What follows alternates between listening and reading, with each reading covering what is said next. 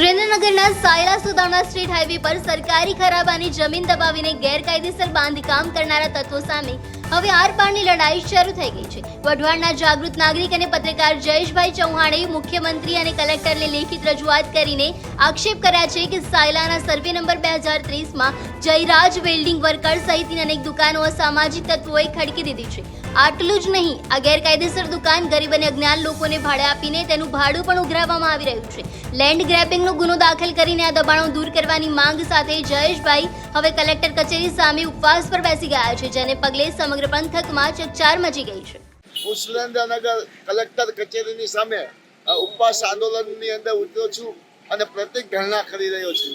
આજે મારા પ્રતિક ધરણાનો ચોથો દિવસ છે, કારણ કે મારે પ્રતિક ધરણા ઉપવાસ આંદોલન કરવાનું માત્ર એક કારણ છે કે સુરેન્દ્રનગર જિલ્લાના સાયલા મુકામે સુદામલાથી 250 મીટરની ત્રિજ્યાની અંદર ત્યાં માથાભારે અસામાજિક તત્વોએ ગેરકાયદેસર સરકારી જમીન ઉપર દબાણો કરી દીધા છે અને 10 થી 20 જેટલી દુકાનો બનાવી દીધી છે અને આ દબાણોને ખુલ્લા કરવા માટે સુરેન્દ્રનગર જિલ્લાના કલેક્ટર, સુરેન્દ્રનગર જિલ્લાના વિકાસ અધિકારી, સુરેન્દ્રનગર જિલ્લાના લીંબડીના પ્રાંત કલેક્ટર, સાયલા મામલતદાર સાહેબ ને અનેક વખત મેં રજૂઆતો કરી છતાં દબાણ ખુલ્લા કરવાની રજૂઆત કરી હતી અને જે સરકારી જમીન ઉપર ગેરકાયદેસર દબાણ કરનાર સામે લેન્ડ ગ્રેબિંગનો ગુનો દાખલ કરવાની રજૂઆતો કરી હતી।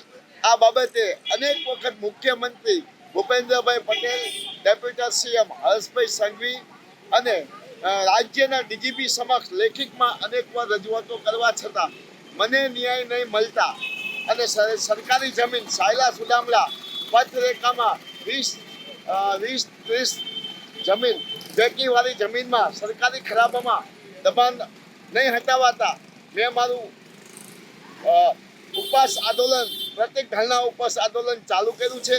ચોથો દિવસ છે, પરંતુ આજે મારી છાવણીની કોઈ પણ કલેક્ટરે, જિલ્લાના વિકાસ અધિકારીએ, જિલ્લાના પોલીસ વડાએ, મામલતદારે કે લીંબડી પ્રાંતે કોઈ પણ અધિકારીએ આજ દિન સુધી કોઈ મુલાકાત લીધી નથી। જ્યારે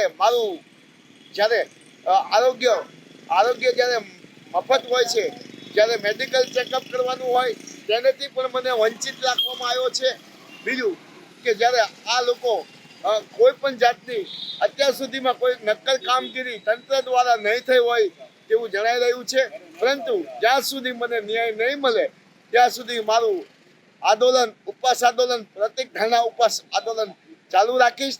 એમ છતાં જો કોઈ કામગીરી જે સરકારી જમીનમાં ગ્રેન્ડ લેબિંગ ગુનો દાખલ નહીં થાય, જમીન ખોલીને કરાવવામાં આવે ત્યાં સુધી હું આંદોલનને ચાલુ રાખીશ। મને અથવા મારા પરિવારને કાંઈ પણ થશે તો સુરેન્દ્રનગર જિલ્લાના કલેક્ટર, સુરેન્દ્રનગરના એસપી, રાજ્ય સરકાર, ડીજીપી સાહેબ અને ભાજપ સરકાર જવાબદાર રહેશે।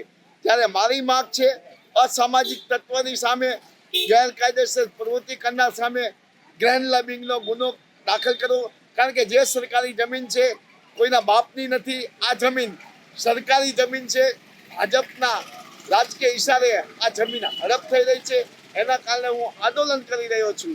અસ્તુ, જય હિન્દ, ભારત માતા કી જય।